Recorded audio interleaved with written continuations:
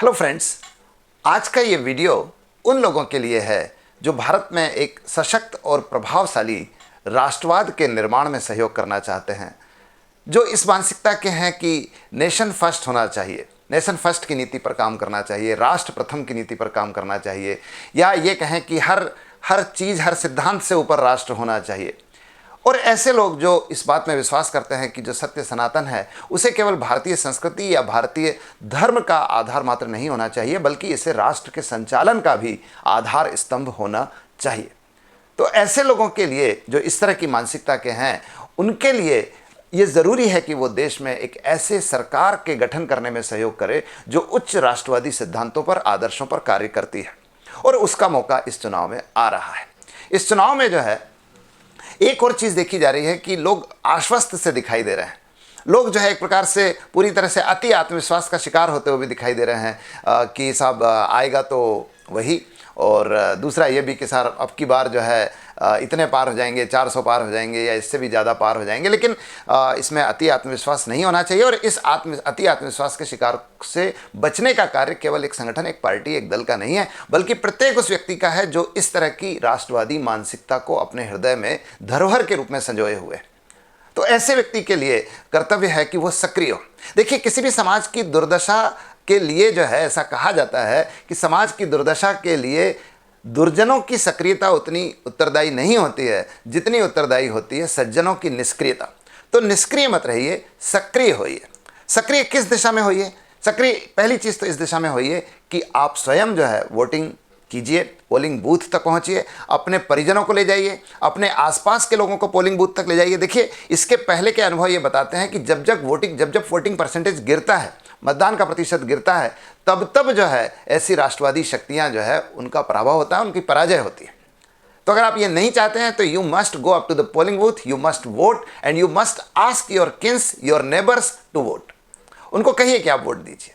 तो voting percentage बढ़ाने में सहयोग कीजिए। ऐसे बच्चों को, ऐसे छात्रों को, ऐसे प्रोफेशनल्स को जो बाहर काम कर रहे हैं, उनको कहिए कि वो जो है ऐसे समय जब उनके क्षेत्र में मतदान है, उनके लोकसभा क्षेत्र में मतदान है, उस तिथि के आसपास छुट्टियां रखें और घर लौटें, तो घर वालों से भी मिले और मतदान भी करें। इस तरह से अपने राष्ट्रीय कर्तव्य का भी निर्वहन करें।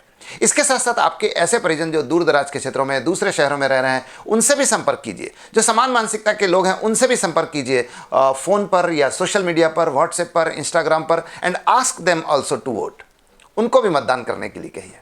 तीसरी चीज़ ये है कि ऐसे लोग जो आपके आसपास दिखाई देते हैं, जो असमंजस की स्थिति में, जो थोड़ी डायलेमा की स्थिति में कि इधर वोट डालें या उधर वोट डालें, तो ऐसे लोगों से संपर्क जरूर कीजिए, उनको अपने संपर्क में लीजिए और उनको बताइए कि पिछली सरकार ने किस प्रकार से इस दिशा में काम किया है। केवल ये तो काम किया ही है कि उन्होंने सनातन धर्म के लिए राम मंदिर के निर्माण में सहयोग किया पिछली सरकार ने, या सीए को लागू किया है, या 3 तलाक को किस तरह से भारत में समाप्त किया है, या 370 जो बहुत एक बड़ा ऑब्स्टिकल लग रहा था कश्मीर में, धारा 370, अनुच्छेद 370, उसको समाप्त किया है। लेकिन इसके साथ साथ विकास कार्यों की भी आप चर्चा कर सकते हैं कि किस प्रकार से भारत में सड़कों का निर्माण हो रहा है।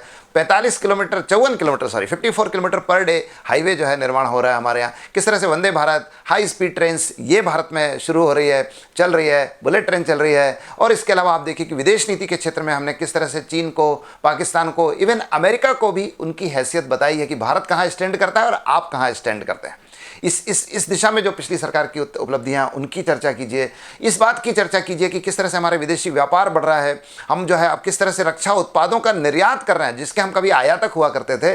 Those defence equipments are being exported from India in a big amount.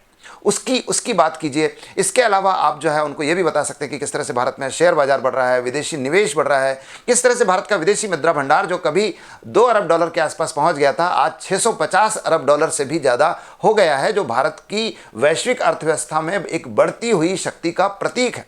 और हाँ, ये भी कि अगली सरकार बनती है तो हम विश्व की 3 बड़ी अर्थव्यवस्थाओं में और 5 ट्रिलियन इकोनॉमी में सम्मिलित हो सकते हैं।